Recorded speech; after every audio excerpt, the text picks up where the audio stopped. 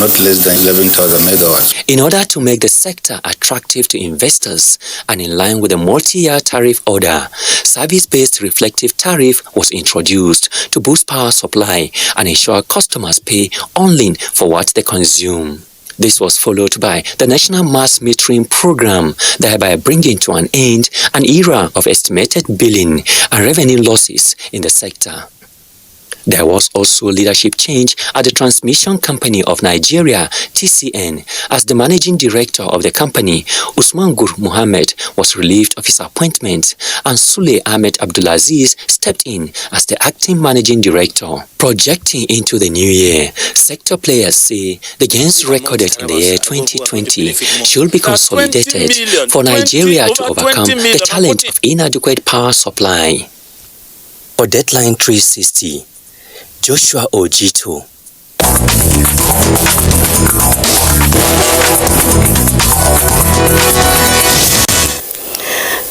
Now, the coronavirus pandemic has been described by experts as an unprecedented tsunami in the world oil market, and only the concerted efforts of major industry players was able to stabilize the sector in 2020. Over now to Lydia Samson for a look at major interventions in 2020 aimed at alleviating the effects of what she calls the no longer business as always status of the oil and gas sector in Nigeria and globally. The future of the global oil and gas industry has been a subject of great debate for decades. Since COVID-19 surfaced, there's been even more conjecture on the issue, in particular, the most likely timing for peak oil, when crude production reaches its maximum rate before going into permanent decline. Nigeria's gas industry is on the verge of real transformation. Some of the FIDs that were close to were postponed globally. However, Nigeria stood tall as the final investment for 27 LNG was signed. We are crossing what we call the Ndoni Abo River crossing in Rivers State that will deliver gas from the eastern part of the country into the western corridor. That means expanding gas supply into the ELF line, also making gas ready, and the AKK, it will be waiting for AKK to come up.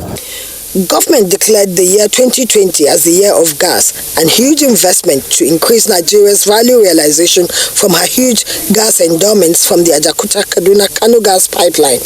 When completed, the Ajakuta gas pipeline project will provide gas for generation of power and for gas-based industries, which would facilitate the development of new industries and also the revival of urban industries. Autogas and the inauguration of the Oredo Integrated Gas Handling Facility and LPG processing and dispensing plants, key players say, highlights President Muhammadu Buhari's genuine determination to deliver on his promises even in the face of daunting challenges, particularly those posed by the coronavirus pandemic.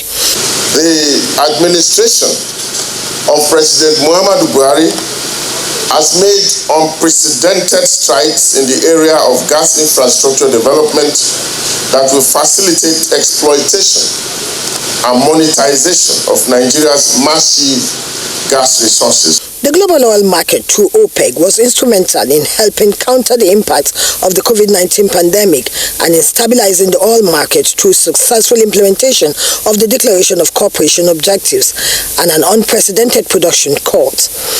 As we look to navigate the future energy transition, it is our deeply held conviction that we need to work together step by step and challenge the misconception that the oil and gas industries are not part of our energy future. The chain reaction of events due to COVID-19 and the drastic measures taken worldwide to mitigate the spread of COVID-19 led to an unprecedented drop in the demand for oil and a corresponding catastrophic crisis. OPEC's latest World Oil Outlook, for example, forecasts increasing oil demand for 2 more decades. The good news is the federal government is resolved to deepen local content, transparency and accountability so that Nigerians can have maximum impact from the oil and gas sector going forward. For Deadline 360, Lydia Samson.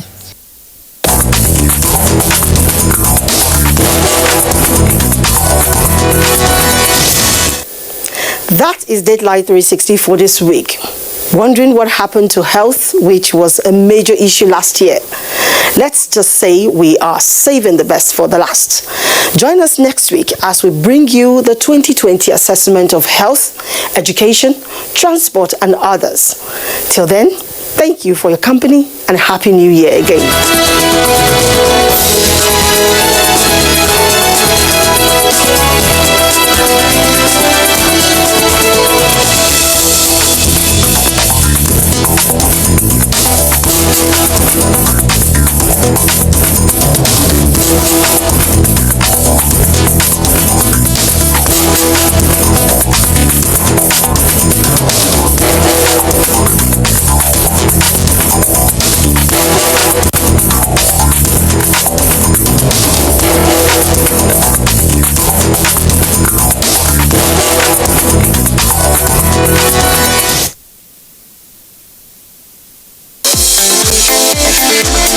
From dusk to dawn, 24 hours a day, NTA International is with you in your living room, office, everywhere and anywhere. We provide the company you desire in terms of balanced and up-to-date news, programs, and the best of entertainment. Tune in to DSTV Channel 251, GoTV Channel 91, Freeview UK Channel 264, or you can download www.visiontv.co.uk, app for iOS or Android. You can also see us on Facebook and YouTube for quality content on the go. NTA International, Africa's window to the world.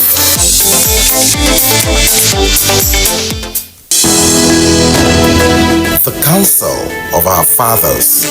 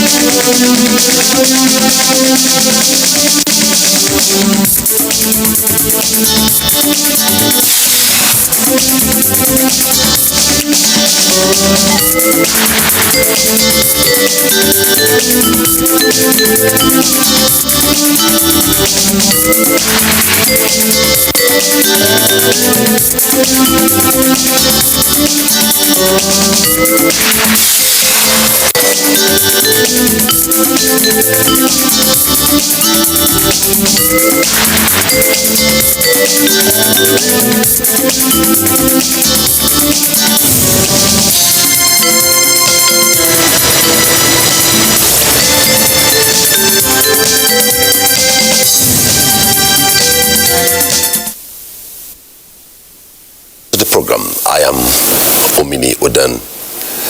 The African Continental Free Trade Area, otherwise called the African Single Market or Common Market, finally comes alive on January the 1st, 2021.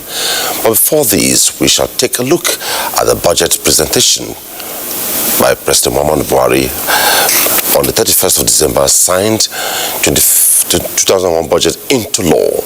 The 13.5 trillion budget of economic recovery and resilience is designed against the backdrop of a global economic crisis and domestic impact of COVID-19. The budget is also expected to fast-track Nigeria's economic recovery, promote economic diversification, enhance competitiveness, and ensure social inclusion. The budget will, in addition, deliver on the goals of Nigeria Economic Sustainability Plan, which has been approved by the Federal Executive Council on the 24th of June 2020. The Nigeria Economic Council Sustainability Plan provides a clear roadmap for Nigeria's post-COVID-19 economic recovery as a transitional plan. Let's have a background now by Abdullahi Mohammed. Less than 12 weeks after the presentation of the 2021 appropriation bill before the joint session of the National Assembly, the budget of economic recovery and resilience earned the stamp of the National Assembly. There will be two budgets running. Funds from 2021 up to 31st March 2021, and then the implementation of the 2021 budget itself to start from January. That is absolute fight against the recession we are suffering from. A breakdown of the 13.58 trillion naira budget left capital expenditure with a purse of 4.1 trillion naira, with recurrent expenditure standing at 5.6 trillion naira. Statutory transfer 496.5 billion and debt to be serviced with 3.3 trillion naira. Reflecting its title, the budget gave infrastructural development 399.6 billion naira. This is to stimulate the pace of road and housing construction, a booster to the much-celebrated Lagos-Ibadan, Itakpe, Warri and Abuja-Kaduna train services. Another cheering one in the budget was the allocation of 211 billion naira to agriculture, which undoubtedly goes to strengthen the strive for food security. We have worked with the federal government, ministries, departments, and agencies to set priorities. We reached out to stakeholders and citizens groups. We liaised with constituencies or with constituents to understand their expectations and reflect their expectations, those expectations in our consideration of the appropriation bill. I am glad to report that these efforts have been worthwhile. The 2021 budget is predicated on crude oil production pegged at 1.86 million barrel per day production, with oil price at $40 per barrel. President Muhammadu Buhari has since signed the budget into law with an assent to the 2020 finance bill, which is critical to the implementation of the 2021 budget. In Abuja, Abdullah Mohammed, NTA News. Abdullah Mohammed's background has set the tone for the first part of the program tonight, which is on the 2021 budget. How will it be funded? And the second part of the program tonight will be the takeoff of trading by the African Continental Free Trade Area. Tonight, I have joining us to discuss the budget on the first part of the program tonight is the Senior Special Assistant to the President on Public Affairs, Ajuri Ngalale. Good to have you on the program. Always a privilege to be with you. Thank you for having me. Joining us tonight also we have a development economist, Dr. Emeka Okengo. Good evening, Nigerians. Professor Mohammed Mutaka Usman, Professor of Economics, Ahmadu Bello University, Zaria. Good to see you on the program tonight. Good evening, Nigerians. Welcome. We also have a guest joining us from Lagos via Zoom.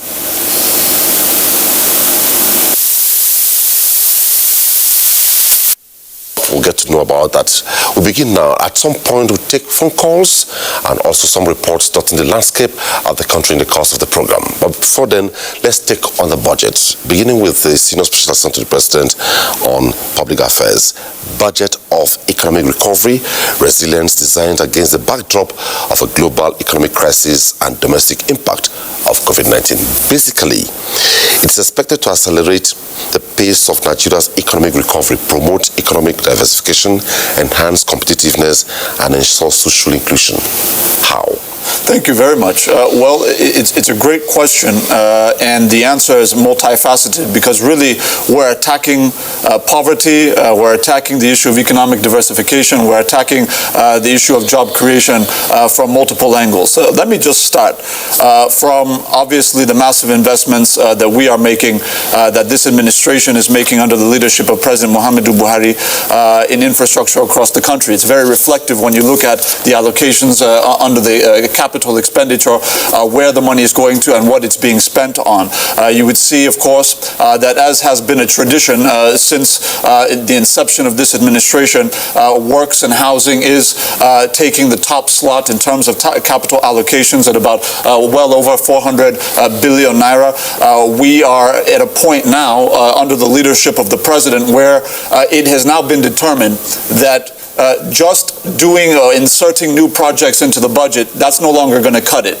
The president has strategically focused not just the formulation but the implementation of this budget on the completion of ongoing projects. So as we recall, there was an unprecedented directive given by the president that basically said any MDA that wants to insert new projects into their budgets, that that can only be possible once they have sufficiently supported ongoing projects in such a manner that they can be completed by the end of this administration. So the president clearly understands that we are not going to have the economic impact and value of the multiple projects going on across multiple sectors across the country unless they are completed, unless Nigerians can use them, unless they are in position to attract the kinds of investments in the economy that will obviously enhance prosperity and create more jobs, and obviously by extension create a kind of a revenue generation potential beyond what we have now. But beyond that, I think it's also very important to note that aside from obviously the massive works that will continue on our roads, our bridges, our airports and seaports, obviously within the aviation budget, we also have captured there about 14 billion naira that will be going to finally flag off the construction and make quite a bit of progress this year on the much awaited second runway at Nnamdi Azikiwe International Airport in Abuja. And then of course we also have within the aviation portfolio there the completion of the Enugu International Airport terminal that is almost completed but now requires a bit more funding for completion. So there is a series of projects that are going to have meaningful impact. And then obviously there's also the issue of how do we get capital into the hands of our people at this very critical time, obviously coming through now kind of into the latter stages of a pandemic. How do we empower our people in a more expansive and a more direct fashion? Obviously today we launched the Special Public Works program where 1,000 young people from every local government area of the Federation, 774,000 young people, are being paid to reconstruct rural roads, linking strategic farms to markets, strategic industries to ports, etc. But within this budget now, what we're doing is the president has approved expansion of many of the social investment programs. So for example, the president graciously approved the expansion of the homegrown school feeding program from the current 9.5 million school children that had been fed before COVID, certainly, and will be fed as we come out of the pandemic, to now 14 million. So it's an expansion by 5 million school children across all states of the Federation. He has also approved the expansion of the Empower program from the current 500,000 to 1 million. He's also approved the expansion of by 1 million households of the conditional cash transfer scheme. So all of these enhancements and additions are directly impacting on the base of the economic ladder. And that's not even including the 20 billion that has been put in place for the Family Homes Fund, in addition to a 200 billion naira takeoff grant from the central bank that's going to allow us we've already commenced the construction of 300,000 houses across all states of the Federation. And that is going to create on its own 1.8 million direct jobs for only Nigerians within the construction subsector. So it's really multifarious. Our approach is multifaceted. And if you look and I want to just make this last point, if you look at the 2020 budget implementation, it's one thing to have a budget and to put it out. It's another thing to effectively implement that budget in a manner that is transparent, in a manner that gets to the base of where we're trying to go. So if you look at 2020, what did we do? We had 89% budget execution on the capital expenditure side, which means that we have moved a very long way from where we were before, where we were doing 40 and 50%. Now cash is being released for these projects, and we expect that with the continuity of the January to December budget cycle, we're going to be able to take that into 2021 with 100% implementation of not just recurrent, but also of the capital component of the 2021 budget. Thanks so much for the exposition you've got. Let's go to Dr. Emeka Okengwu. Dr. Emeka Okengwu, listening to the Senior Special Advisor Assistant to the President speak on the loftiness of the budget. Now, budget execution 2020, as of now, he says it's at 89% execution, as against what it used to be 50%. Now, delivering on the goals of the budget, which is tied to the economic sustainability plan, how do you tie this? It's a good thing. It's commendable. I actually think that even the one that performed 86 or 87% is actually the capital. Recurrent, I think, has performed about 96%. And with extending it to March, it simply means that you can be able to do the 100%. But the implication of that 86% means that the revenue also matched the plan. Remembering that a budget is typically a plan that you have cashed in figures. What it simply means is that we were able to match revenue against plans, okay, for us to be able to implement as much as we have. For me to put my own thoughts into the budget, if you look at the 5 key areas where funds were allocated, starting from what the SSA had said on the Ministry of Works and Housing, National Planning, Federal Ministry of Finance and National Planning, Ministry of Agriculture, Ministry of Transportation, and then Internal Affairs, you find out that these are areas that this 2021 budget, seems to be focusing, okay, on what is most critical, which is security. Because everything that has to do with these 5 key areas that funds have been allocated has to do with some aspect of security, be it transport security that can be able to help you with job creation, or housing security. And it's quite pleasing, that the government is also, looking at funding low-cost houses. I was quite pleased when the Mr. Vice President had announced that government was thinking about building, I think, 200,000, small unit houses for low-income people. Housing security is also very, very key to national security. So for me, in all, I think it is yes, hooray. We are at that threshold, we are at that point where we can actually begin to be proud, okay, of listening to a budget speech, and then becoming part of that conversation of what happens in a budget cycle. Okay, so it's kudos to government, it's kudos to the Minister of Finance. I think she's done pretty well. All I think we need to do now is to see how we can be able to now pull in at that concurrent level, because a lot of this has happened at the exclusive level where you have the federal government. I think with the challenge going forward in 2021 will be for government to be able to find those right chords, those synergies that can tie this very brilliant performance at the federal government level, to the subnationals. If we are able to get the subnationals to also tie into this new spirit, okay, of the January to December budgeting cycle at one level, and then most importantly, being able to now, take capital expenditure, which has always been, the recurrent has never really been a problem. Take capital to at least 70 or 75%, then I think we'll have a country all of us can begin to, be very proud of. That will be my opening. Professor Mutakar, let's look at budget discipline and meeting timelines. You heard Dr. Emeka Okengwu talk about subnationals being carried along or them tagging along what the federal government is doing. What do you make of, as the budget has been signed now, meeting timelines and budget discipline? Yeah, I think budget discipline is very essential to deliver, and I would have just take a little back to 2020 budget, which the Minister of Finance said 70% executions of the capital expenditure, and the SAA to the President said 89. So to me, numbers are numbers, and for any economics, numbers are just to guide for policy directions, as it were.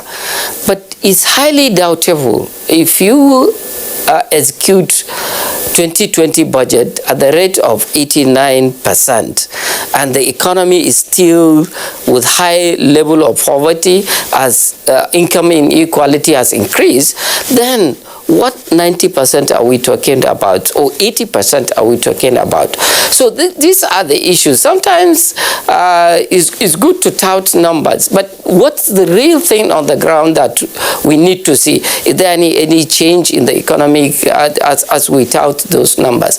Apart from that, there is airport in terms of the Ministry of Finance to see how to integrate the subnational into the budget process. And that's why they came with the National Development Agenda 2050, and which a medium-term agenda also was deduced to 2023.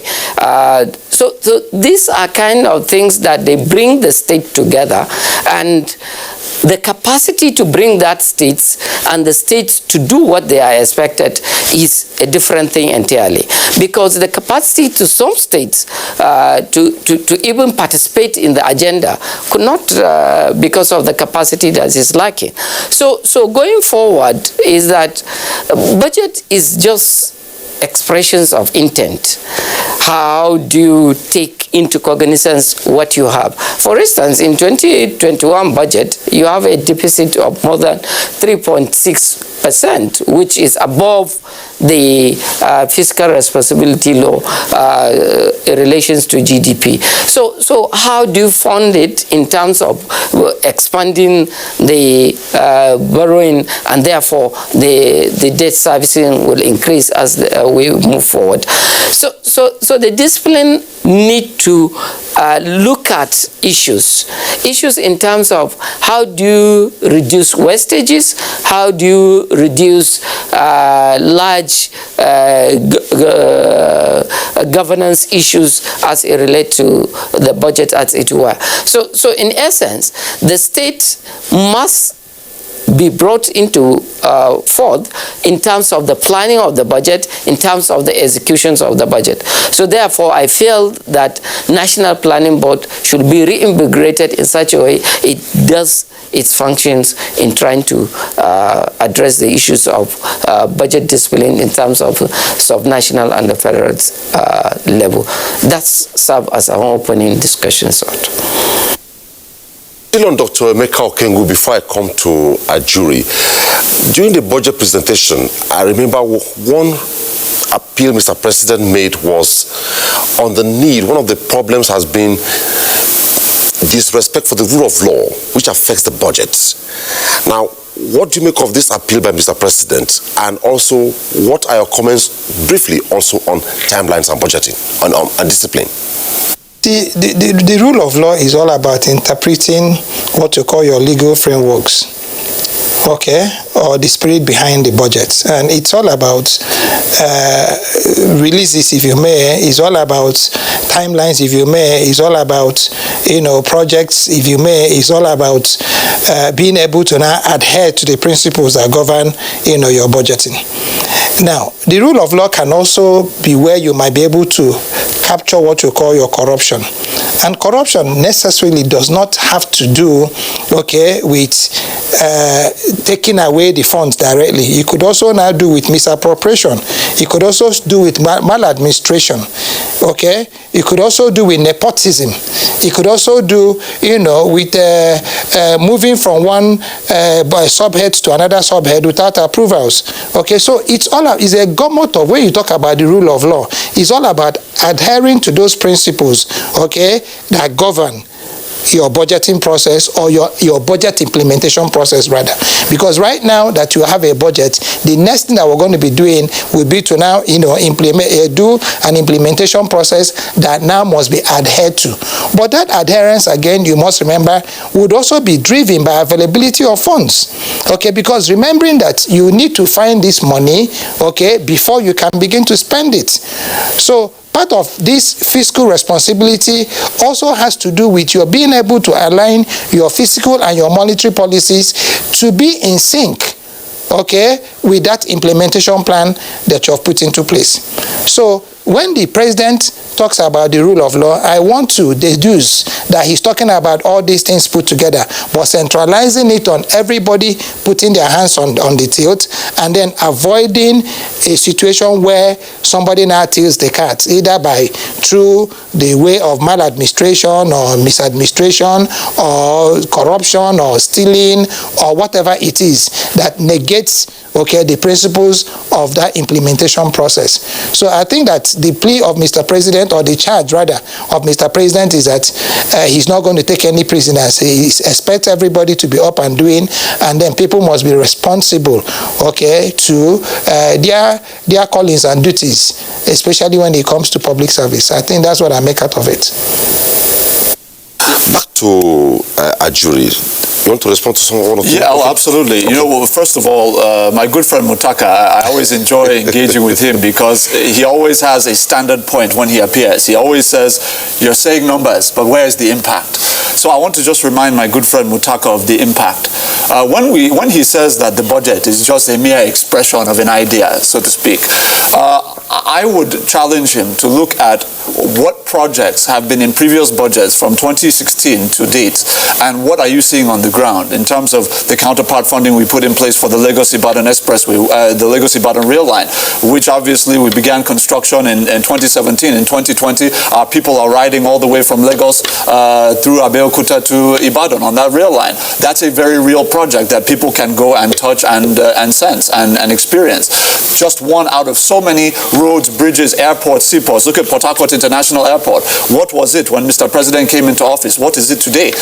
Look at the new international runway at Kano Ibiam in Enugu. Look at Kano International Airport, which is soon going to open. Lagos International Airport, which is soon opening, the new terminal. So look, the point here is that when we look at all the social investment programs, all of the infrastructure, these are products of budgetary allocations that were well implemented during the course of this administration, unlike those that preceded it. And I also want to mention very quickly that if you look back, if you really do an analysis, when we talk about the president's position on rule of law and how it relates to budget implementation, it really has to do with how do we shore up our revenues in such a manner that we can reduce the debt burden that is being very necessarily accrued right now to fund the budget.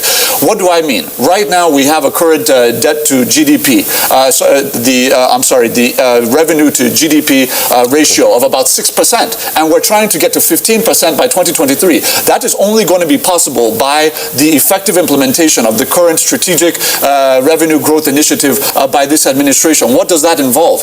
Right now, we are working, my good friend, I think Dr. Okengu mentioned the issue of states, that we have to factor in states, because of course, that's where not just 50% or almost 50% of the resources are going, but that's where a lot of money is also generated from the citizenry. So now, how they manage their tax affairs or revenue generation becomes very important, tax administration, etc. So what we have done very carefully is we have worked closely with the Nigerian Governors Forum, this administration, and also through the National Economic Council, to ensure that we create a standardized set of policy and legal instruments that can be put in place and standardized by the state governments to ensure that they have a harmonized tax code, which has now become required by the World Bank in order to engage with what we call performance for results programs, where World Bank will come in with very low interest lending to state governments, where they will now build infrastructure on the basis of the performance based on the results that they're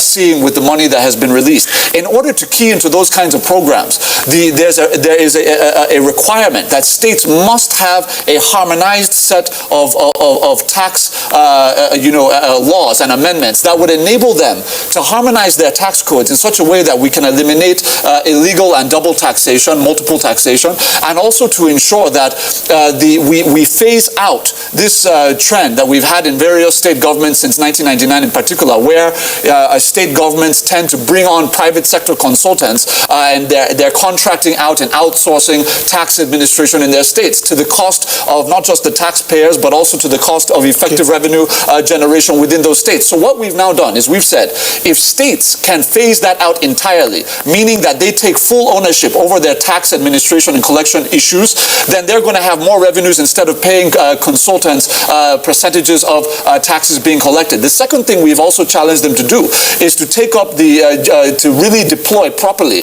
the geographic information system in such a way that they can most effectively track not just the land assets that they have, but to also properly account for land and property taxes that should be due to them, but they are losing because of the lack of geographic information system implementation within their states. The last point I want to make in terms of what the federal government is doing, because I've touched on what the federal government is helping helping the states do. But in terms of what the federal government is doing, obviously with the Finance Bill 2019, what did we do?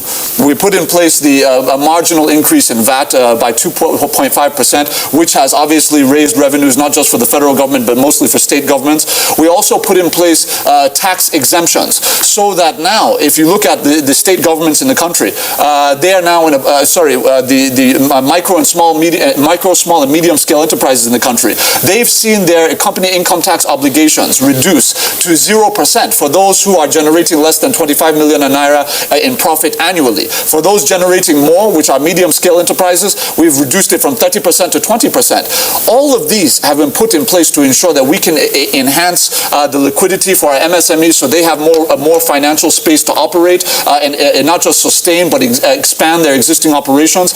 And then the last point I would make on this is, in addition to all of that, it's now about how do you plug the loopholes in governance. A major challenge that this administration has taken up fully and frontally is the issue of revenue management. So we put in place, of course, the GIFMIS system, full implementation, where you now have an enhanced synergy between MDAs in terms of their reporting practices, in terms of their public revenue management processes. You also put in place the IPPIS, the Employment Verification System, where we've been able to root out ghost workers to the tune of hundreds of billions of naira over the last 5 years. And then we've also been able to put in place, of course, the full implementation of the TSA. The World Bank, and I think Mr. President does not get enough credit for this, the World Bank adjudged Nigeria as the best implementing nation in Africa for a treasury single account. The most transparent and the most well-run TSA in Africa is run under this let's there for administration. now. We hear the DG Nasima join us from Zoom is on now. Ambassador Ayo Olukomi. Good to see you on the program tonight. Thank you very much for having me. It's Olukomi. And let me say Happy New Year to the NTA and the entire team. And wish each and every one of us a healthier new year.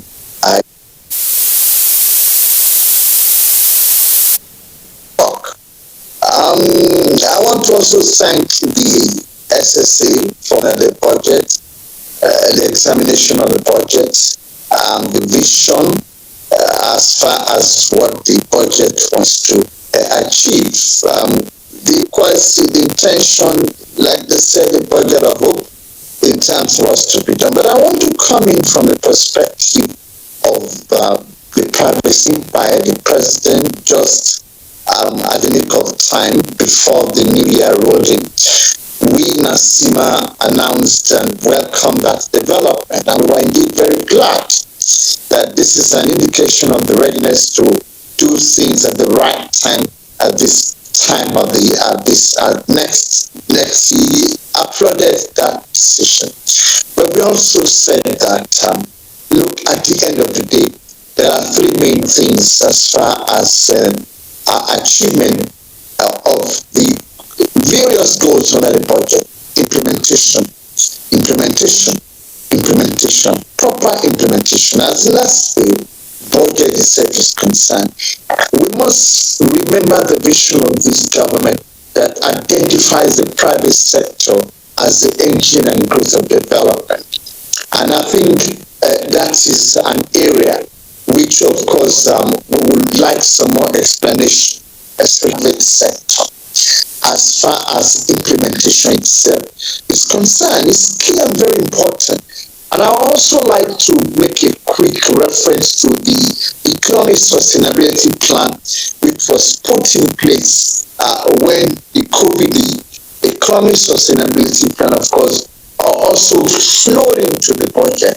So in terms of synergy between the Economic Sustainability Plan and the budget is key and very important. Why am I saying that?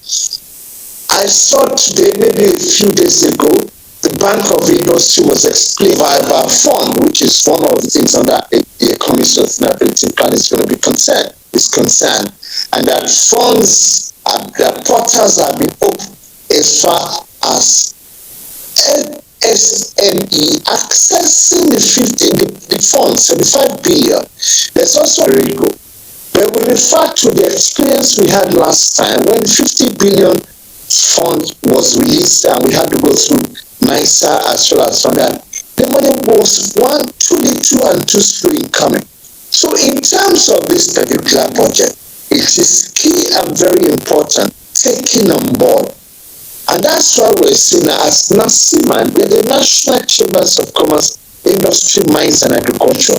We operate in a major section of the Nigerian economy, commerce, industry, mines and agriculture. But not only that, we are all over the country in the nooks and crannies in terms of implementation of the budget itself.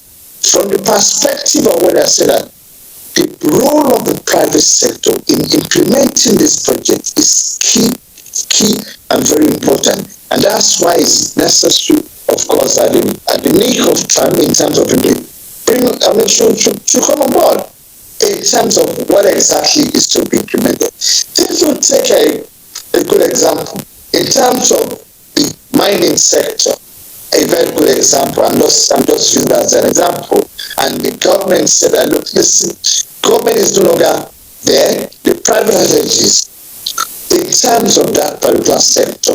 The long and short of what I'm saying is that at the end of the day, please let us remember and bring in fully the private sector in terms of implementation of this particular area.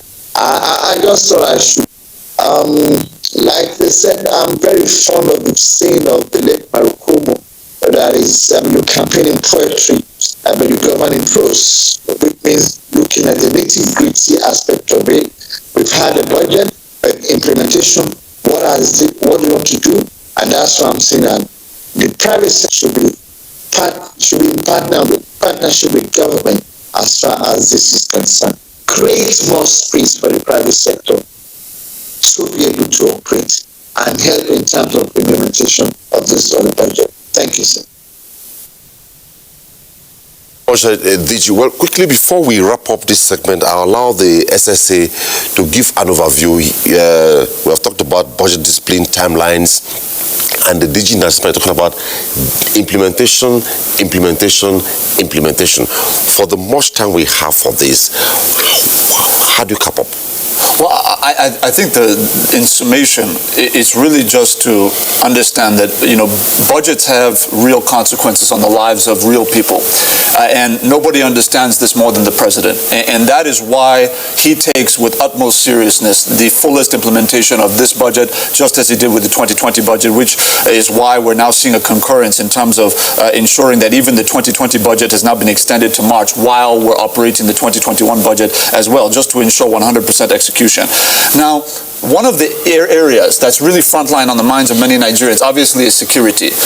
And I think one of the very important elements of this budget that I want to ensure does not get left out on this during this discussion is the fact that when we think of recurrent expenditure, automatically we think of salaries and we think of things that maybe we would prefer to use for funding capital expenditure.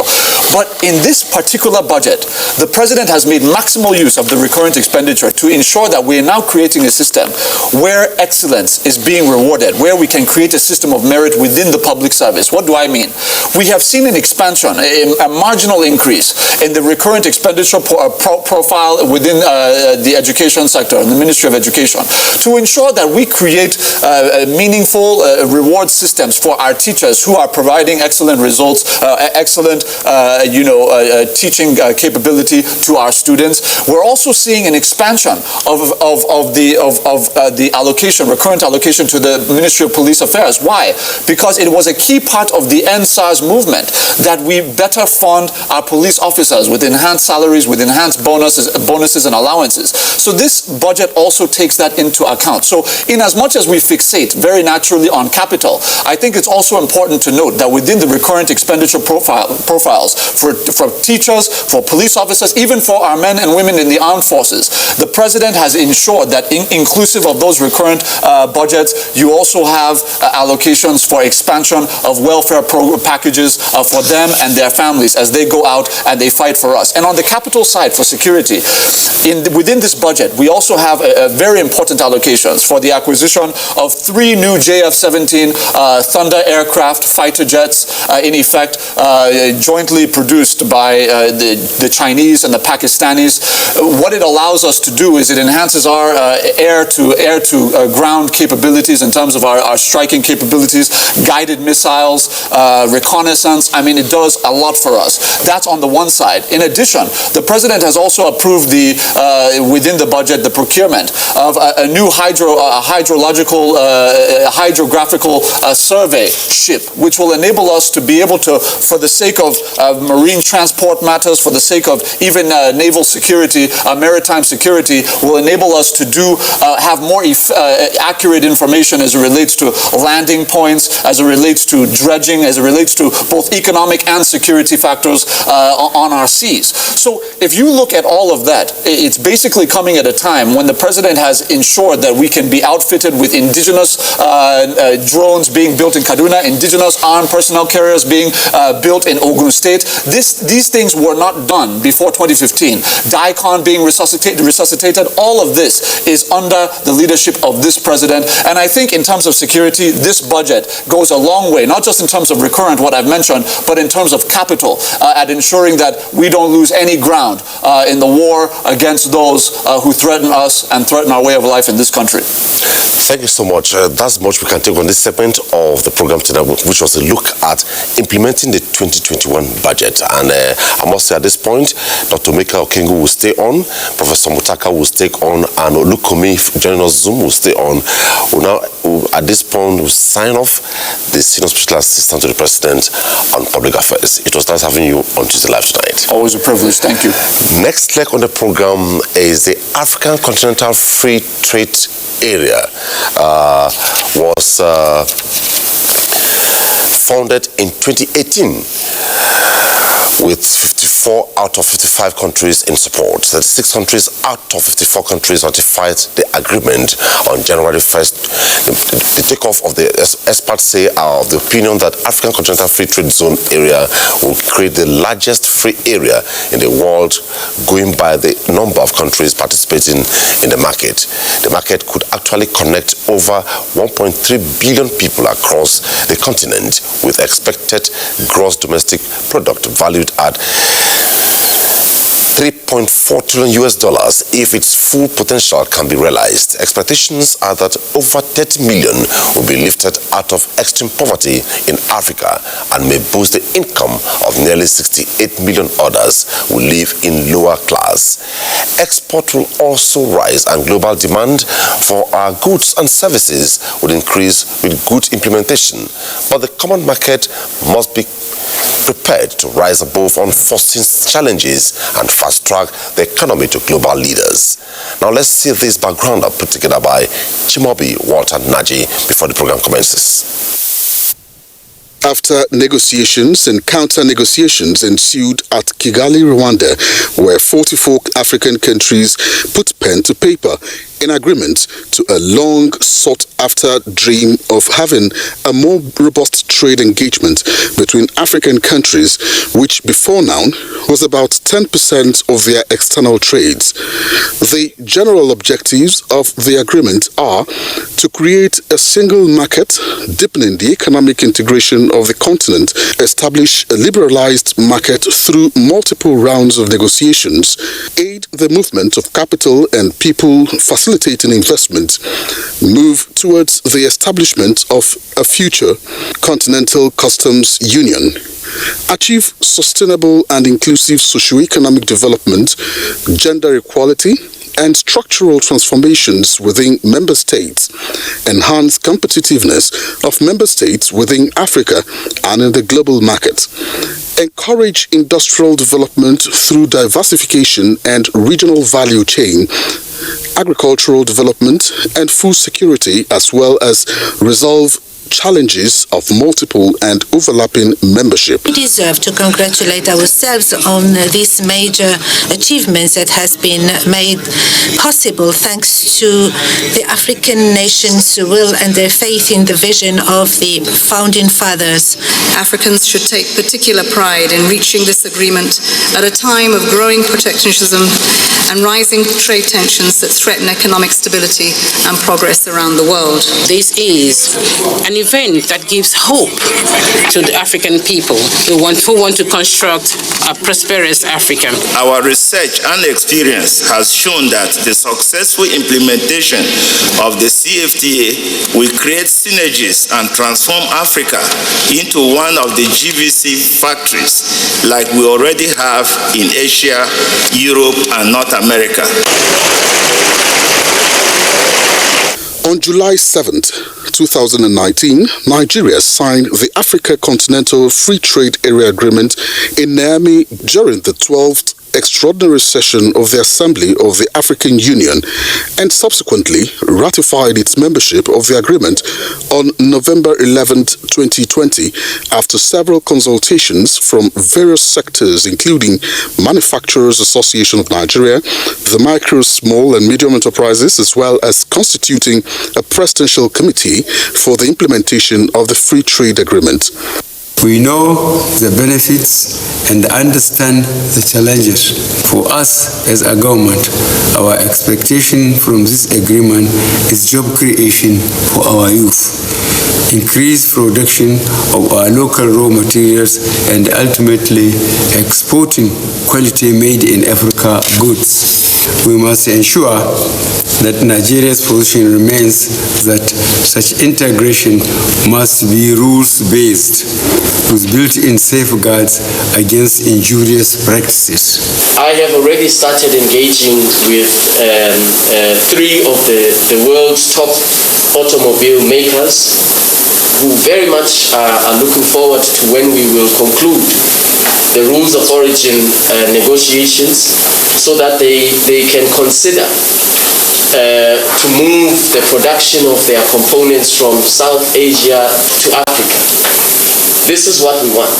We want this agreement to be at the center of industrial development in Africa, to leverage industrial development in Africa, establish centers of manufacturing excellence across the African continent.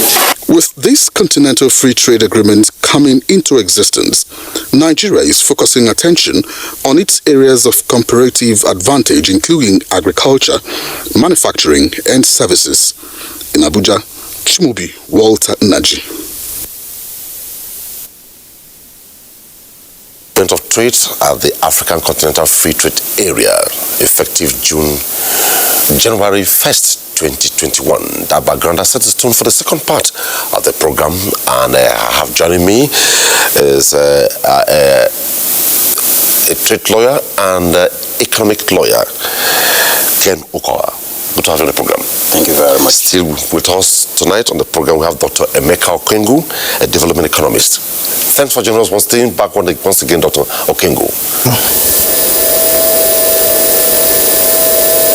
For Mutaka Osman is still with us, and joining us via Zoom is the Director General of NASIMA, Ambassador Ayo Olukomi. Gentlemen, once again, welcome. The Africa Continental Free Trade Area has begun trading, and a lot of issues are playing up. Africans are happy, but the question is, let me begin with Ken Okowa. Trading has begun at the Africa Continental Free Trade Area, effective 1st January 2021. Is Africa ready? Yeah, thank you very much. I think straightforwardly, Africa is ready. And Africa is ready in the sense that it took quite a long time and a huge package of preparations until we got to where we are today, which is the side of implementation. And of course, ready also in the sense that there have been a lot of negotiations that have been on in all the facets. And of course, the entire continent also mapped out strategically the segments, sectors of the negotiations, the aspects of trade that are going to be involved in this particular, if you like, football match. And also, to the extent that it took many countries to undergo in-house cleaning, consultations, preparatory mechanisms. For instance, in Nigeria, you find a country that for the very first time also looked at impact analysis on the cost and benefits, as well as the readiness to underscore whether the country is ready or not. And all of this took place. And here, thereafter, we also had a process that led us to the signing of the agreement, moving the next step, which is the ratification of the same agreement, and then the next step, which is the, presentation. I use the layman's language now. Presentation of the instrument of ratification at the African Union. And if today, as we speak, almost about 34 countries, 54 countries have signed, and then 34 countries have deposited the instrument of ratification at the African Union. It means that we are ready. Okay. We are ready. Now, Dr. Emeka Okengwu, listening to the Director General of the Secretary General of the Africa Continental Free Trade Area, Wamkele Mene, speak at the flag off of trading on the 1st of January 2021. He came up with a lot of issues, and core to this is connectivity, not just for the big multinationals, but small companies, small SMEs in Africa. And also, key to this, it says a new chapter in terms of trade has been opened in Africa. And if Ken Okoha says Africa is ready, what happens to a free trade area where the entire continent is largely a consumer economy, not a productive economy? How do we stand if we say we're ready? But I think we should put two other tenses there. Maybe we should put willing and able, okay, against ready. It is one thing to be ready, it's another thing to be able. And in being able, there are a lot of demands. Okay, and one of the critical demands of being able will be your convergence criteria, will be your skill sets, will be your energy, okay, will be your transportation. Do you understand what I'm saying? Will be your capacity to be able to now compete in this international market or this big market you want to build. And of course, will be your custom protocols. I think it's a good idea that Africa wants to form itself into this big market, but I think we might not be telling ourselves, we might not be looking at the whole picture if we are just seeing Africa as just one composite united unit. Remembering that, I don't know if that matter has been resolved now. Some Francophone countries had actually broken out and then formed a currency against, the demands and the run of play. So I think what we should be doing with this AfTA is to be able to think it properly through. Is it good that Nigeria has gotten involved in AfTA? Yes, I think it's a very bright idea and a good idea, but I think it's important that now we should be able to think it through. We should be able to think it properly and think about those back-end demands that are very critical for us to be able to play, so that we don't actually now aggregate Africa to become another bigger market or bigger dumping ground, if you may. If you're going to be trading, what are you trading? What component of that trade is local to you, is indigenous to you?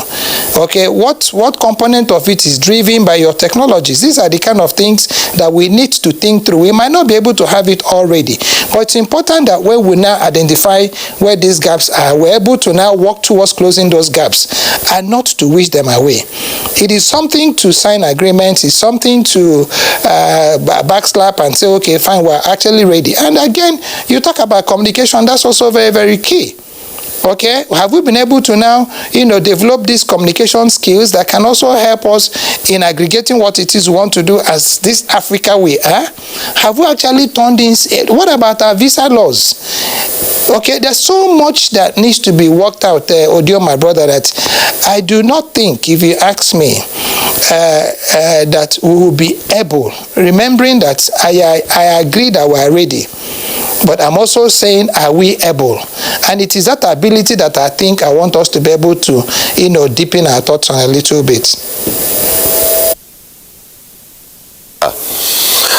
One country, one continent, one trade area. It will help integrate Africa, and Africa is a step closer, not just a free trade area, but it will enhance Africa's development. Whether we have fears or not, it has taken off. There is no going backwards. What do you make of this? Yes, actually, it's a good thing that things like this happened. But the most essential thing, there are some fundamentals that you have to take on board. One, what are we stand to gain? Because you have to have a viable industrial productive sector that you will be able to produce and compete within that market. Secondly, as we are now, the cost of doing business is very high in terms of production of our products. So you find it very difficult to compete within the market because one, the price of energy, the other fundamentals that you have to cover. Secondly, one most key important thing is the quality policy, because in Nigeria, as I stand to be corrected, there is no national quality policy for Nigeria. That national quality policy will now dovetail at the international level so that your goods can move with that quality that is required at all other countries. So as we are now, since the trade agreement start in January, it means like Morocco, Egypt, and to some extent Algeria have those quality assurance that they can move their goods across Africa. But apart from that, the transport cost also is something that we need to look at. Are we ready for it? The transport cost will add to the cost of doing business in Africa, and therefore you need to understand those things. There is also the issue of the SMEs, because there will be supranational bodies in terms of Africa which will take the economy of scale from the SMEs, and therefore, and most fundamentally, the Nigerian trade policy was reviewed in 2002. And therefore, there is a need to see the synergy between the trade policy and what is obtainable in African free trade. And also, very importantly, is the Nigerian industrial policy, because that will propel productivity and therefore expand scale from just mere extracting of raw materials to manufacturing.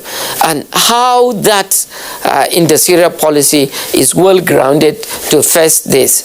I know there was a validations in terms of Nigerian industrial policy, but I don't think is in place to take care of the African free trade. So it's good to say that it's good to go, but what are the safeguards that we put to the economy, so that to our own country, so that we'll be able to benefit from the African free trade? But as we are, I don't think we are ready. We'll gain much in African free trade because of the underlying issues, the industrial policy, the trade policy, the single currency convergence criteria, and the level of inflation in different countries, because it will expand that no matter how you have the market, the people, if they cannot afford the product, then the main essence of the convergence is defeated. So I think we should think through as the starting stage, we quickly make corrections to those things so that we can benefit from the free trade agreement that we have entered. Well, listening to the webinar at the flag off of the trading, following the group chat and what have you, everybody's hopeful, not minding the shortcomings shortcomings here and there. Let's go to DG Nasima. DG Nasima, this whole thing, like you said during your budget analysis, you said it's all about implementation. Now we are in the Africa Continental Free Trade Area. Trade. 1.2 billion market share available for Africa to trade with. Is Nasima from the Nigerian flank ready to participate? Thank you very much for those questions. Well, I think the first thing I would like to say is that even before the whole question of signing and ratification, Nasima had a program, the AFCTA Dialogue Series. It was supposed to sensitize our people across the country, members of the Chambers of Commerce, who are in the private sector, as far as the nitty-gritty, as far as the AFCTA itself is concerned. And I think that was a very important aspect of it, because you must have an understanding of it for you to be able to play in that particular field. And so that dialogue series is continuing to educate people as far as that is concerned, especially because this is a private sector agreement. It was convened, put together by government, but it is the private sector that will operate it. So that's number one thing I think we should understand. Secondly, let us also remember that, look, the AFCTA is not a 100-meter dash. It's a long haul, it's a marathon. January 1 was a very symbolic aspect in terms of the question and issues of trading. That is very key. So that to keep in focus that despite COVID-19, the AFCTA is not dead. As agreed, trading is starting 1st of January. But there are so many other areas, so many other issues that are involved in that. So the question and issues of the private sector being sensitized, being educated in terms of the AFCTA is important. But let me also say that de facto, if not de jure, Nigerian companies are already operating the AFCTA. I served 35 years in Nigerian Foreign Service. While I was in Kenya was one of the places where I served. I served in Kenya, I also served in Television, I served in New York and other places. While I was in Kenya, we did not have the Nigerian banks. So when fast forward to this particular period, all across the West Coast, we have Nigerian banks that are already trading in those places. This is AFCTA de facto. So don't let us forget that. That is one reality as far as this issue is concerned. But like I said, it is a long distance race. It is not, even if some companies do not join immediately, now others will be able to. And don't forget, we have the National Action Committee on the AFCTA. Throughout November up to December, there were a lot of sensitization workshops, and we were looking at various sectors of the AFCTA, the various area, pharmaceutical. Well, we did a SWOT analysis, the strength, the weaknesses, the opportunity, and the threat as far as the Nigerian private sector is concerned. And we've been able to identify a few places where we can play immediately now. Now, let me give you a practical example, because it's always good to give practical example. And I'm doing this so that people can understand that things may be difficult, but Nigerian companies, if we have the support, and if, of course, we get our things right, we can play. And I'll give you a good example. Somewhere around Ilupeju, as part of our effort to sensitize people, there's a small little company that is into glass blowing, and they also produce it. But that company also produces coffee, gourmet coffee, coffee as in Ethiopia, Kenyan coffee. And they are struggling to meet the demands of the Nigerian market. At the same time, when we were discussing, they said we also have our eye on the AFCTA. And what have they done? They said they've gone to acquire about 2 acres of land somewhere in Ogun State to be able to grow Nigerian coffee. And Nigerian coffee are fantastic, honestly speaking. And they said they have their eye as far as competing within the framework of the AFCTA, selling Nigerian coffee.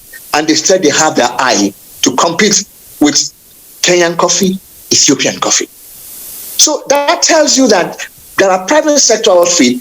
They're not waiting. You can't say you want to wait. Within the framework, we know all the challenges that are there. The companies are already, and that is one of the things we're doing in Nasima, sensitizing and working closely and telling that even in the spite of the difficulties, identify areas where you can play. Let's look at the services. And I like giving a good example of the creativity sector. In the creativity sector, during the lockdown, and I give a good example, during the lockdown, the services sector, in the area of culture, rap production, Bolanle, the Terra culture happens to have musical production, Saro, during that particular period, they went online, because I'm raising this issue in terms of the potentials of digital opportunity in the digital ecosystem within the framework of the FCTA. And they went online to put the Kalakuta Queens online. 44,000 people joined. 44,000 people joined to watch that production, that Nigerian production, talking about the creativity sector. So while I understand the problems and difficulties, the challenge is that, look, let us identify our areas of weaknesses, our areas of opportunities, and work at it. Now, finally, let me give another example. There is the Adire, a contest of the ethnic fabric, because when the National Action Committee on the FCTA looked at it, we discussed the question and issue of the textile and the garment factory section. It's a big area threatened with all sorts of importation. But it was identified that we do have ethnic fabrics which can be used. And I remember as DG Nasima, I was invited to Ogun State. When the Ogun State government launched the authentic Ogun State, authentic Adire, the authentic Adire, our local fabric, patented in terms of the processes to make it be able to be competitive.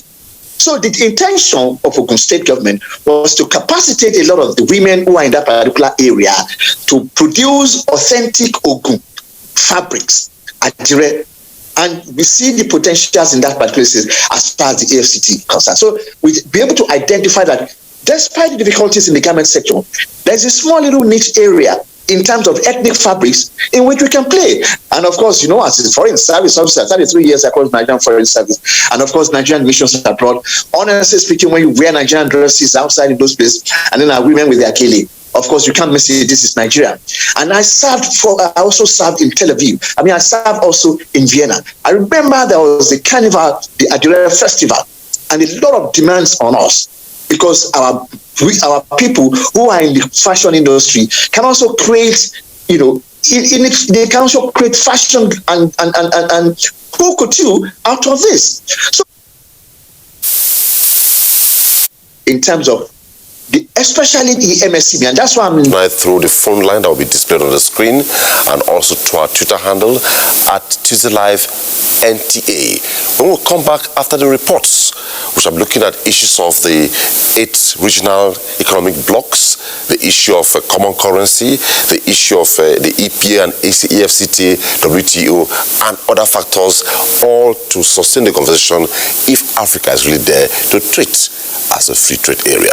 Our first report tonight is coming from Lagos. The African Continental Free Trade Area, AFCFTA, is an instrument designed to promote an all-inclusive and sustainable development across the continent with a view to boost intra-African trade.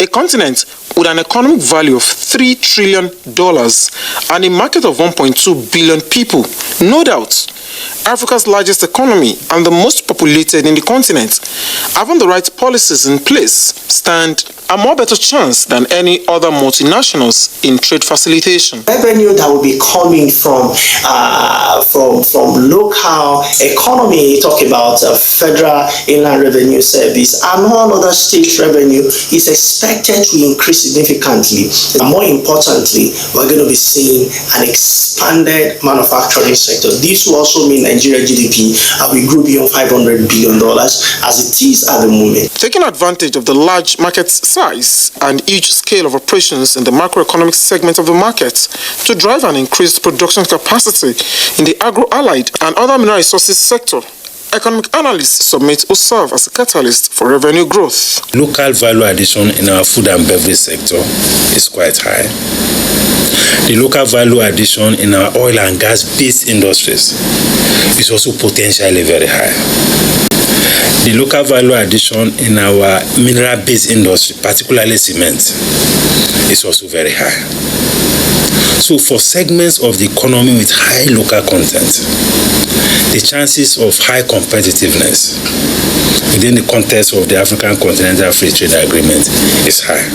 It is our view that accelerating Africa's industrial development objectives and Africa's industrial development action plans is very important for the purpose of reconfiguring our supply chains. While Nigeria is increasing its capacity in the export of goods and services, both foreign and domestic, the Intra-African Trade Agreement, experts say, should be seen as a mechanism that presents several opportunities to stimulate economic growth. Next leg of report, we go to Oka. Findings revealed that the African Continental Free Trade Area AfCFTA is flagship project of the African Union's Agenda 2063, a blueprint for attaining inclusive and sustainable development across the continent over the next 50 years. The main objectives of the AfCFTA are to create a single market for goods and services, facilitate the movement of persons, promote industrial development, and resolve the issue of multiple membership in accordance with Agenda 2063, aimed at bringing down barriers in trading, specifically tariffs, import quotas, and encourage the free trade of goods and services among its member countries. Most of the things we have in Africa we sell internationally. It is just to package them and let the world know we have this, and they come in and then spend hard currency. Let there be liberalization of all these things so that people can trade freely. Though the African Continental Free Trade Area has the potential to increase employment opportunities and incomes, helping to expand opportunities for all Africans, more needs to be done for Nigeria to enjoy the advantages. We are very good at brandishing very good policies and programs, but implementation are always intractable, impossible. This is time that Nigeria will gather and change a new face, so that we can stand economic-wise. It is expected to lift around 68 million people out of poverty and make African countries more competitive.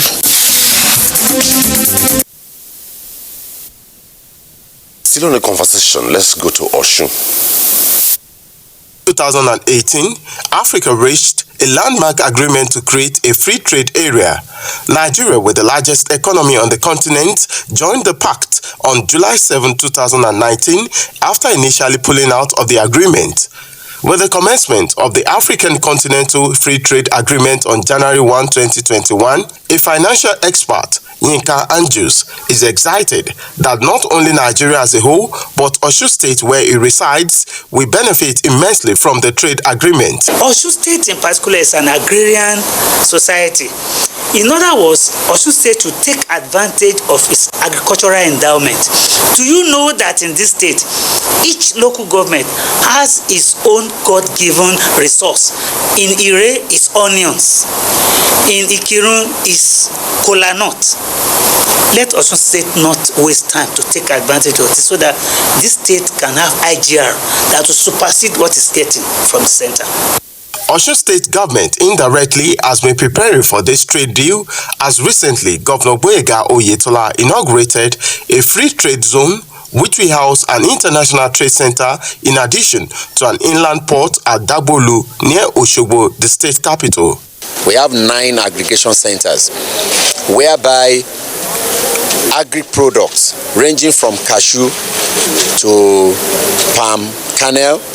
With all of this, we enjoy the wide market that the Continental Free Trade Area is presenting. There is the hope that this single market in the continent will deepen economic integration, boost industrialization, and increase numbers of entrepreneurs. While postulating initial glitches, experts believe the benefits surpass the risk if all signatories stick to the agreement.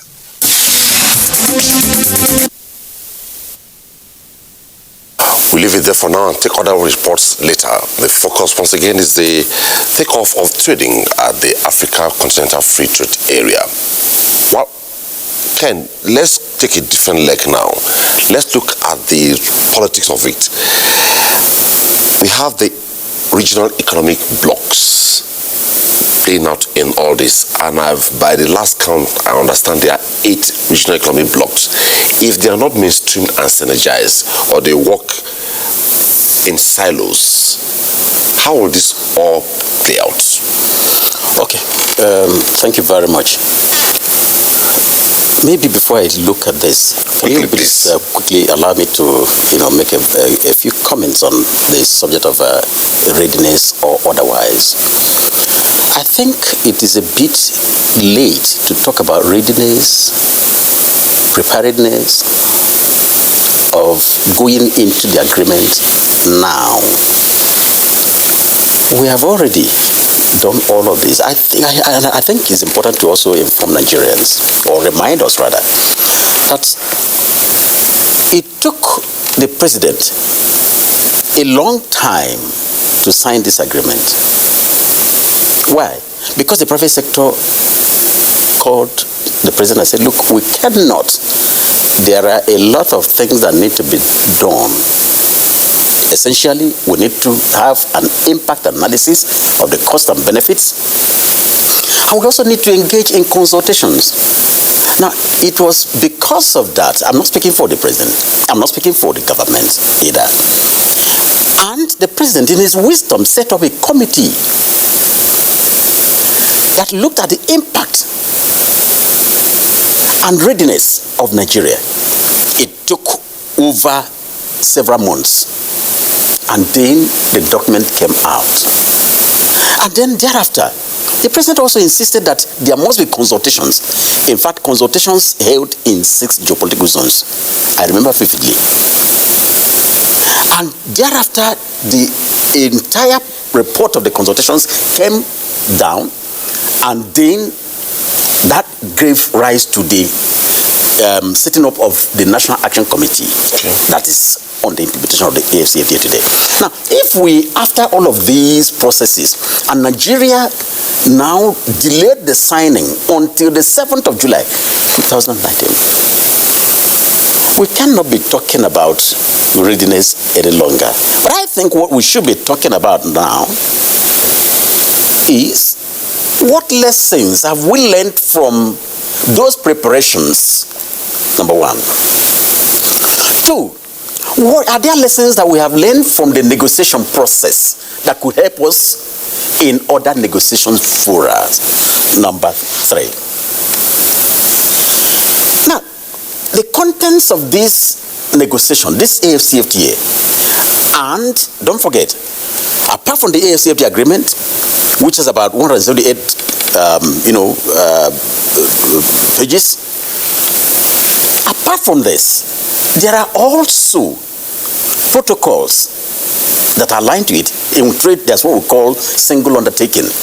Now, the single undertaking means that there are other protocols and all of those that you are going to sign and annexes that will be part and parcel of the agreement that should be implemented even when they are not concluded. Now, in this process, the trade in goods protocol in trade in goods, and also protocol in trade in services. And beyond that, it's annexes in rules of origin, technical barriers to trade, on other safeguards. There are on services. There are on SPS, sanitary and phytosanitary, and all of that. So, what we should be also talking about, which is the 4th item that I must drop on this table, is essentially, are we conversant with the contents of these agreements? 5, those who are supposed to be implementing the agreements, do they know the contents, and not only the contents, the implications, and how they are to enforce them? Are they ready? These are things we shouldn't be talking about. Nigeria being ready again. Nigeria is ready. And if there is any country that should be talking about readiness, it's not Nigeria. You know why? We are the largest economy in Africa. For some of us who have had the opportunity of sitting down at the negotiation table on this particular matter, other countries are, coming up to say, they are afraid of Nigeria. Nigeria, you will overrun us. Let me just hold it at this point. Yes. Let's go to the regional bloc issue. The regional bloc, now, there are 8 of them. Regional economic blocks. So can you Article 5B of the AFCFTA recognize this. The framers of the AFCFTA recognize this, and they endorsed the 8 regional blocks. ECOWAS is one of them. Article 5B, in recognition of this, stated and provided that the AFCFTA, the regional economic communities, which are the regional blocks, will be the building blocks to the AFCFTA implementation. That means you are not, as a country, implementing alone. You are not, reinventing the wheel, but you are now implementing using what has already existed within the concept of the regional economic communities. Are they mainstreamed? They are totally mainstreamed. Okay. And that's why what we need to do as a country is to now begin to look at where we have any loophole within the systems of the regional economic communities where we belong. What are the loopholes? Secondly, what do we do to also protect our people, knowing factually that there is no country in Africa, just like my colleague talked about, where you don't have the financial sector of Nigeria saying, the banks, domiciled. There is no country in Africa at the same time where you don't have Nigerian traders buying and selling. So how do we now convert these people as ambassadors of our trade on the AFCFTA? How do we convert them so that we can also take whatever we have produced here, open up warehouses in all the countries? As they are waking up, they are seeing Nigerian goods and they are having a handshake. And in that process, we are benefiting from the AFCFTA. I think this is what we need to do. Quite intriguing there. Dr. Emeka Okengwu, listening to Ken Okowa give analytics on what it is like mostly within the regional economic blocks, let's look at the challenge of a common currency. As much as we have the experience in EU, we are not just talking about goods, we're talking about services, we're talking about safeguards, we're talking about dispute mechanisms. What happens to a free trade area, the African free trade area, where I mentioned it earlier, we are largely consuming, not productive. Yet we are going to a free trade area, we don't have a common currency. How will this play out? The last line, if I heard Ken properly, was when he was talking about converting Nigerian traders into ambassadors who will be trading on Nigerian goods and services. If that's what he said, I think he was basically talking about one word: productivity. Okay, and it is what gives you the value that can now begin to now negotiate your currency regimes. So what is important in whatever it is you want to do? He also talked about the regional blocks, and he identified the ECOWAS as one of those regional blocks. I think there are about 13 countries also in the ECOWAS. The first thing we want to ask is, what's the relationship between these countries in the ECOWAS? Okay, internally, what are we trading? How are our borders? Okay, let's not even get to the point of currency yet. Okay, because your currency, is all about the value of the goods and services that you present. That's what gives, your currency weight. So if you're talking about a single currency, remember that it was also a very major issue. It was a very major issue, in trying to build this framework for the AFCFTA. When, some Francophone countries, under the guise of France, decided to, adopt a currency, and they even actually, has started trading with it. Now, it is all about, again, productivity. And this is the point I've been trying to make. I am not unhappy that Africa or Nigeria has put together the AFCFTA. But what I'm trying to say is that I think it's safer for us to be able to drink all this. I mean, you're not going to be talking currency in absence, okay, of value. And you're not going to be talking value in absence of volume. These are the very critical, factors. And you're not even going to be talking about volume, value, or currency in absence of certification. Do you understand what I'm saying? Okay? And if you don't have certification, you are not going to be able to trade. And this is very, very critical. We understand it. AFCTA, yes, we can be able to benefit, but it's important. Okay? Like one of the most respected compatriots in Nigeria had said one time, let us find those things that can be able to create issues for us. And the moment we are able to identify and resolve them, then we'll have a free ride. We'll have a good ride. Okay? We are going to be having a lot of challenges that might make it very difficult, okay, for us to be able to develop a common currency. One, because of, our levels of, what we call the convergence criteria. It's very, very critical. I had mentioned it earlier. Okay, and part of what it is that you take into consideration in that currency, convergence criteria is your currency, is the capacity, is the value of your currency. It's also going to come into play. There are currencies you made with the Naira and it won't be able to stand against the Naira. Why? Because technically they are worthless, as it were. So what I think you should be doing with this program is to first and foremost say, yes, a lot of people had suffered, people like Ken had put in a lot of energy, and we should commend them, for the good job they have done. However, in giving that kind of commendation, I think we should also now sit back and say, okay, we are in this thing, all right? Let us now identify what the headwinds will be, when they will be, how they will be, and then begin to find, what you call the pinholes, how best you can be able to navigate out of it. Because if we follow it head on, we might be able to get into a very bad crash, and that won't be good for us ultimately as a country and as an economy. As much as the FCTA presents, some promises, he also has a lot of fault lines that can actually create a lot of challenges for economy if we don't handle it very well. So far, we can be part of the conversation through our Twitter handle at Live NTA. Before we take a break, let's go to Professor Mutaka. Professor Mutaka, Nigeria has a lot of capacity, but if we don't utilize it well, something could happen. Now, the DG of NASIMA talked about the fact that the government has put in place a National Action Committee on the Africa Continental Free Trade Area. What should that committee be doing now that trading has commenced? You see, part of the conversation is what we are doing now. But it seems the conversation is drilling in such a way that the essence of this engagement is to bring out salient issues that could be addressed so that to enhance our competitiveness, our achievements in terms of free trade agreement.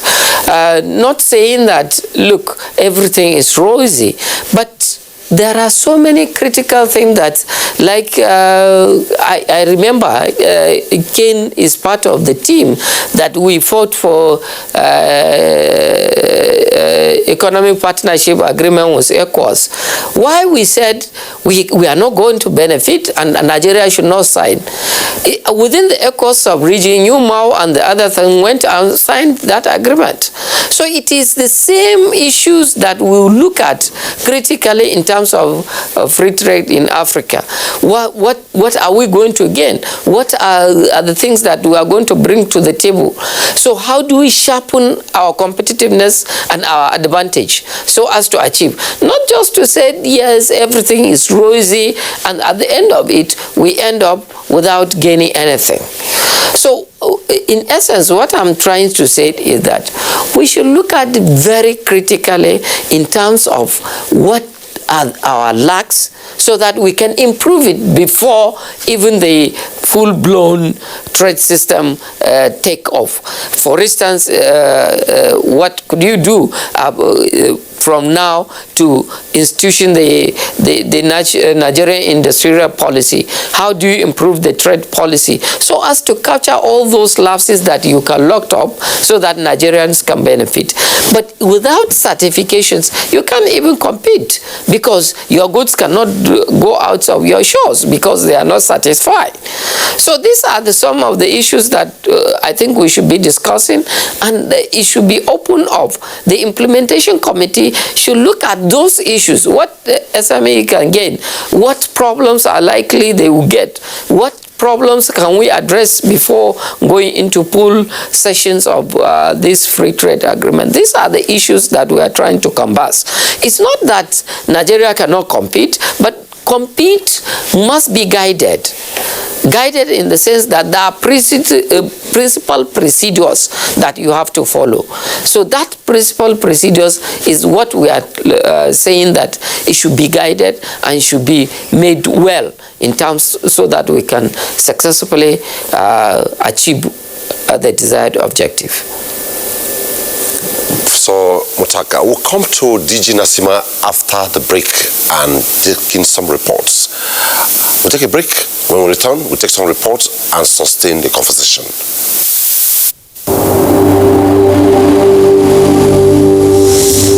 For now, the best and most efficient way to avoid getting infected is through regular hygienic and sanitary practices, as well as social distancing. As individuals, we remain the greatest weapon to fight this pandemic. By washing our hands regularly with clean water and soap, disinfecting frequently used surfaces and areas, coughing into a tissue or elbow, and strictly adhering to infection prevention control measures in health facilities, we can contain this virus.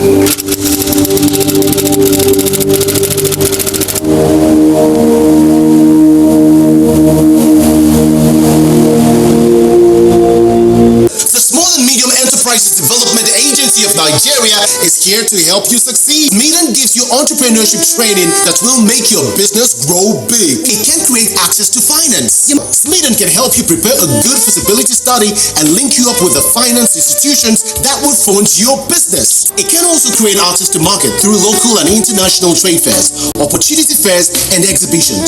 Smedan also organizes programs to identify innovative entrepreneurs and promote their business ideas. Contact us at Plot 35 Port Harcourt Crescent, Area 11 Garki, Abuja, or visit our website www.smedan.gov.ng. Nigerian youths are about the greatest assets the country has at the moment. It is therefore not surprising that the administration of President Muhammadu Buhari is strategically responding to the yearnings of the youth through multiple projects and programs. Youth entrepreneurship support years by Bank of Industry, the Youth Investment Fund by the CBN, and several other conditional cash transfer programs. Recruitment of 774,000 social workers, majority of whom are youths, and so many other projects that are beneficial to youths directly or indirectly.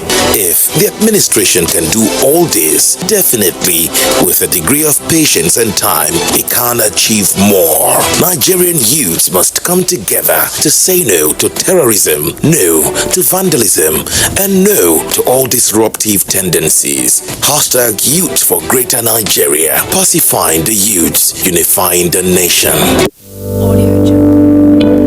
Coronavirus is real. Steps to avoid this pandemic. Wash your hands regularly or sanitize your hands. Keep social and physical distancing. Avoid crowded places. Stay at home unless absolutely necessary. Don't touch your eyes, nose, or mouth if your hands are not clean. Avoid the spread of coronavirus. Coronavirus is real.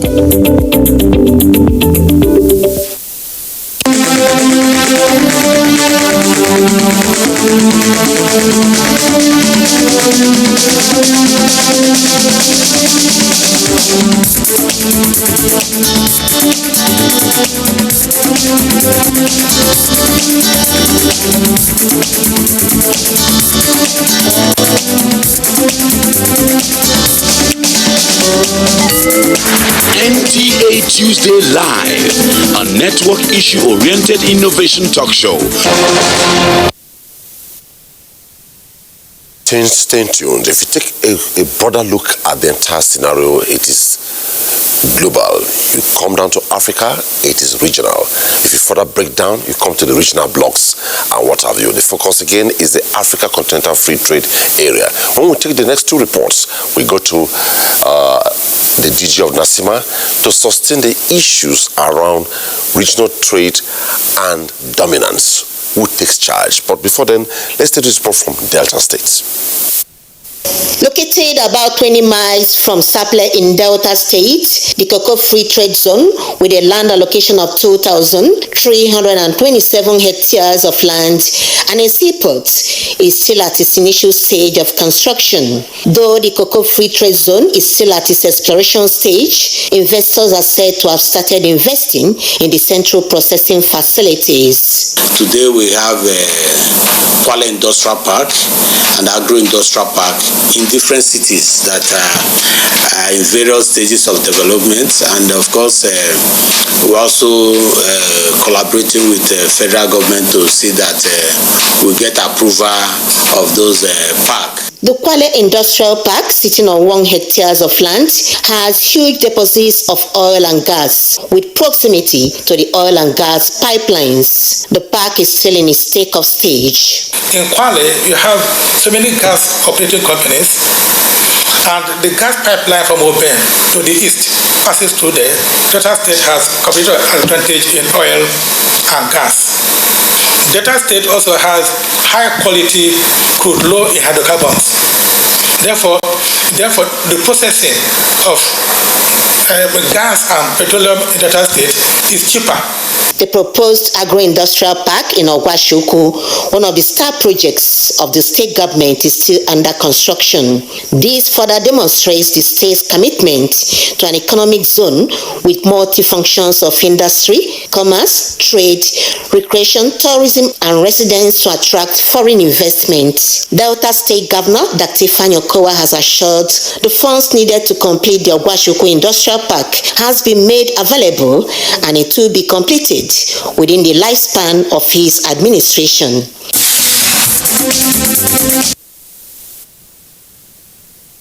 Our last report tonight is coming from Calabar.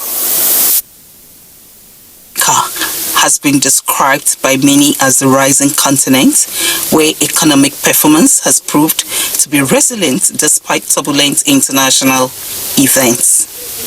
Experts are of the opinion that eliminating poverty and inequality is a development priority which must not be ignored. The African Union Agenda 2063 envisions a prosperous Africa based on inclusive growth and sustainable development, where poverty is eradicated in one generation.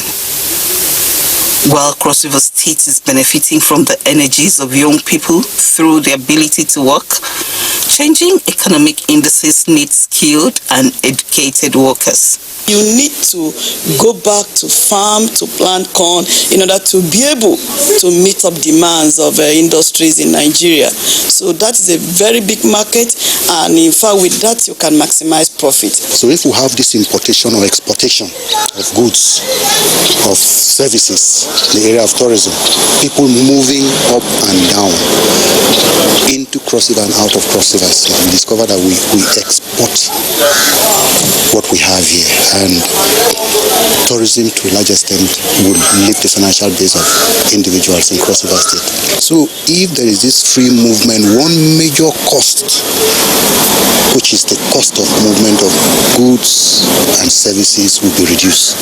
Apart from creating viable opportunities for the state, increasing youthful population and impacting skills, achieving targeted levels of economic growth will depend on innovation and technology, which are driven directly by science and tertiary levels of education.